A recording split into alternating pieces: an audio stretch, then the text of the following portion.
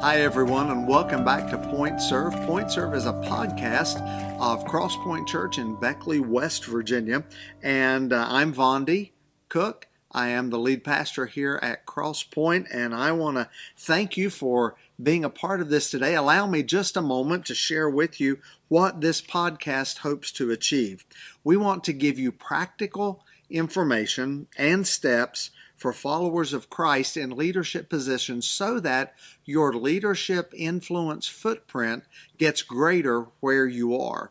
Whether it is in a secular space or a sacred space, at a church or in the marketplace, we want you to know that Crosspoint is serious about investing in you. And over the last few months, we have been talking about a book that's in production right now.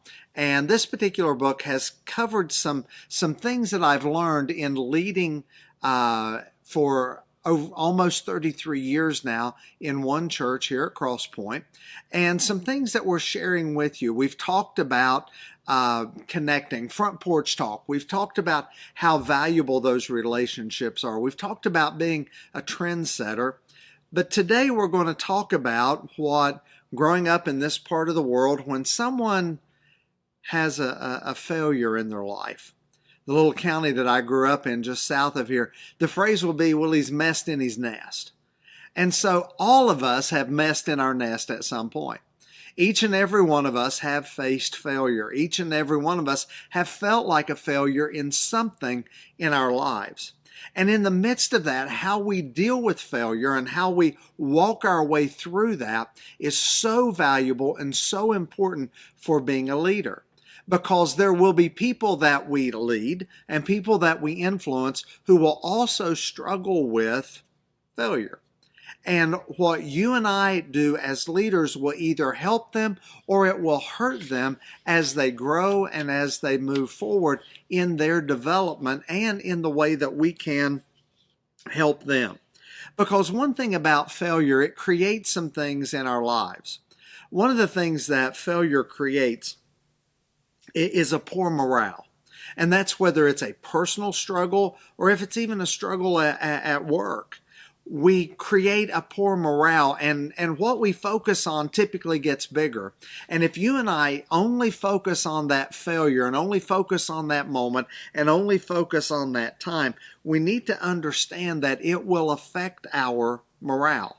And that will affect every relationship we have, everything that we see, everything we experience. We will walk through all of that. And if failure is not dealt with appropriately, it changes our outlook, and it does not bring us to a place to where all we see is the mess in the nest, not the nest that is still there. And so you and I have to begin to figure out, okay, what does failure do? It can produce poor morale. It can produce tension. I mean, if you break a relationship, if there is a failure and a relationship gets broken, there is always tension there. It will never be what it was before.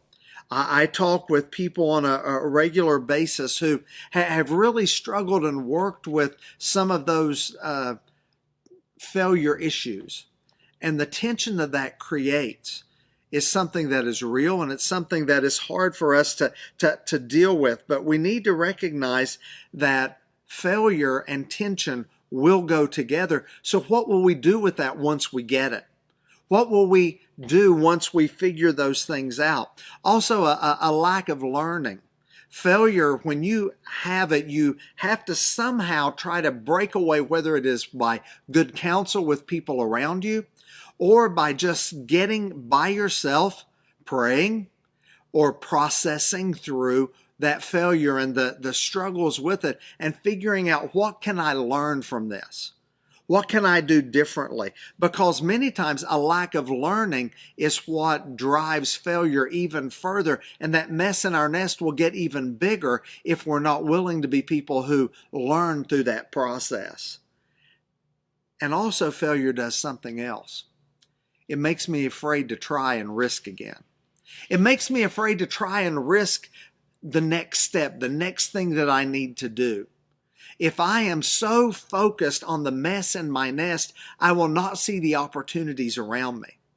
And if I get so focused on those things that I'm struggling with, I will not see maybe the opportunities that the marketplace brings to me, or in a sacred space, what God brings to me. I will miss all of those things. If I am to the point to where my morale is so low and there's tension all around me, and all I'm doing is trying to muddle through, and I'm not learning,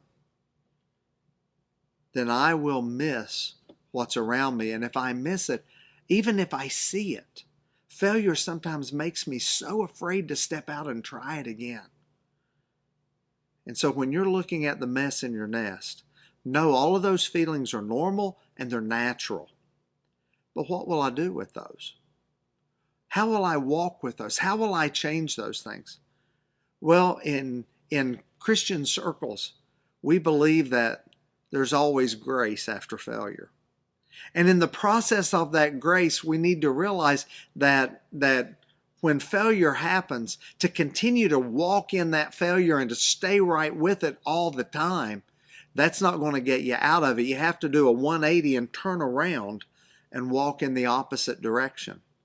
In the church world, we call that repentance, to where you turn and you walk away. You walk away from those things that have created the failure and created the tension. You don't continue to play with those things, because if you do, the mess in your nest will just get even bigger. Your morale will get even lower. All of the tension will get higher and higher until at some point it just explodes. But to deal with the mess in your nest, life's too short to live with regret. Life's too short to have long accounts where you hold everybody at arm's length because of a mess that happened at another time. You see, to clean up the mess in your nest, you have to first accept the reality that it's there. You have to accept the reality of what is there. You've got to accept whether it is your fault or somebody else's fault. You've got to accept that reality. And if it's yours, then you have the ability to begin to process and work through it and walk through it so that you can learn from it and change the way things are. Each and every one of us will fail at something.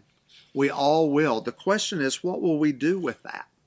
What will we do with it? How when I face that reality of the mess that's in my nest, will I look at it and say, okay, this is the way things are. But it's not the way things have to be. It's not the way it has to stay. And if I recognize that I can bring beauty out of the ashes, as someone has so aptly said, how do I do that? How do I do that? Well, I think we become more focused on what's next, not necessarily the failure. That doesn't mean that if apologies aren't given that it will be okay. No, if you owe someone an apology, you need to go apologize to them. If you've hurt someone, you need to do your best to right it as best you possibly can, and then move on. Some ways you can't. There are some things you just have to accept those realities and move on.